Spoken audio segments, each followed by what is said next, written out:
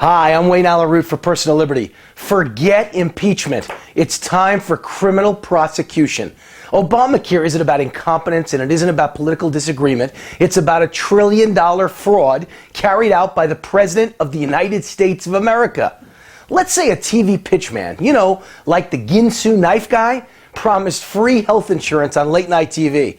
Let's say he promised if you don't like mine, you could keep your current health insurance. Period. If you like it, you can keep it. Then millions of Americans, thinking they had nothing to lose, took him up on his offer. And then because of this con man's lies, fraud, and misrepresentations, they found the policies that they liked and their families depended on canceled.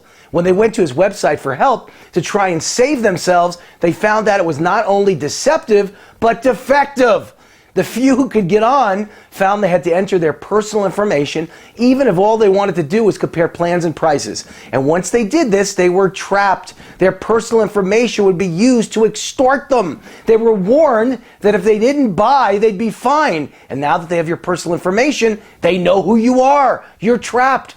Can you imagine the outrage and criminal accusations coming from consumer protection advocates? Can you imagine how quickly the federal government would shut down the business? Can you imagine how quickly a grand jury would be convened to indict the CEO? Can you imagine how quickly FBI agents accompanied by SWAT teams with assault rifles would swoop down on the CEO's offices with guns drawn and remove cabinets and computers with the media watching, with cameras rolling, with flashbulbs popping? Can you picture the CEO and his top executives being perp walked in handcuffs in front of the waiting TV news cameras? Well, guess what? I can picture all of it. The government would throw the book at these executives for ripping off millions of consumers, including the elderly and innocent young children. The CEO would get life in prison. Think of the personal stories, the tragedies caused by this purposeful lie, by this fraud. The small businesses forced to close. Bankruptcy. The middle-class taxpayers hit with dramatic price increases, left with a choice of paying for food or paying for the mortgage or paying for the health insurance. How about the people whose policies were canceled and because they couldn't afford this con man's better plan or because of a defective website went without insurance for a time and during that time had a car accident, leaving them unable to work and bankrupt with medical bills. All of these tragedies were set in motion because the CEO lied and misrepresented. If this happened to one single American family, one, that CEO would go to prison. Well, it's happening to millions of Americans, and that CEO con man is Barack Obama, our president. A grand jury should be convened now to indict the President of the United States for fraud on a massive scale. The FBI and SWAT team should be surrounding the White House this week. Obama should be perp walked out of the people's house in handcuffs with cameras rolling, with flashbulbs popping. He lied to all of us. His fraud will cost each of us dearly. This wasn't the usual politician's little white lie.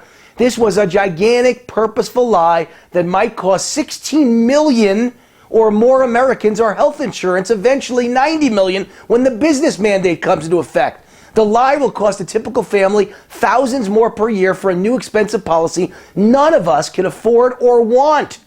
Worst of all, this lie will strip millions of proud middle-class families of their independence, self-reliance, and self-esteem by forcing them into government dependence for the first time in their lives. But that was the real point of Obamacare from day one, now wasn't it? Government dependence and income redistribution on a massive Marxist scale, all of which, by the way, adds to our $17 trillion national debt. We've been conned. A gigantic fraud has been sold to the American people. Our lives, our finances, our jobs, and our healthcare system are all destroyed. Our income is being stolen, Obama calls it redistributed, based on a fraud. And who benefits? Obama's voters, Obama's donors, and of course, the biggest health insurance companies in the country. That was the bribe to get them to go along with this fraudulent Marxist scheme. And because of their greed, they bit. Obama makes Bernie Madoff look like a piker. This is the first $1 trillion fraud in world history, and many people should go to prison. What CEO in the private sector would be allowed to walk after this kind of lie? Not one. Let's sum up the crimes. We were promised no one would lose their health insurance. Lie. We were promised you could keep your present policy if you liked it. Lie. We were promised costs were going down. Lie. We were promised this would be easy. Lie. We were promised that the middle class would not pay higher taxes. Lie. But as the Ginsu knife pitchman might say, wait, There's more. What if a private sector CEO spent over $600 million to build a website? That's the reported number, and happened to give the no-bid contract to his or her college classmate. What if after overspending hundreds of millions, the site didn't work? That CEO would be in handcuffs in a New York minute. And if his wife arranged the deal, she should be in handcuffs too. Well, don't look now, but it happened. The most expensive website in history does not work. Obama spent hundreds of millions, maybe 600 million, but maybe it was only 300 million of your taxpayer money. The fix will bring the cost, reportedly, to over $1 billion. It was a no-bid contract. The top executive of the company that built the site is the Princeton classmate of none other than Michelle Obama. They're members of the Princeton Black Alumni Association. Isn't that nice? She just happened to get a no-bid contract from her buddy. How could someone spend that much money and fail? It's just a website. Did millions go to Cayman Island bank accounts? Were bribes paid for Michelle Obama's favor? Who got them? Obama knew millions of Americans would lose their insurance. He knew rates would skyrocket, and someone stole hundreds of millions of dollars building a defective website. It's past time for impeachment. It's time for the CEO to pay for the fraud that he has perpetrated. It's time for Obama to take the infamous Perp walk. I'm Wayne Allen Root for Personal Liberty. See you next week, same time, same place. God bless America.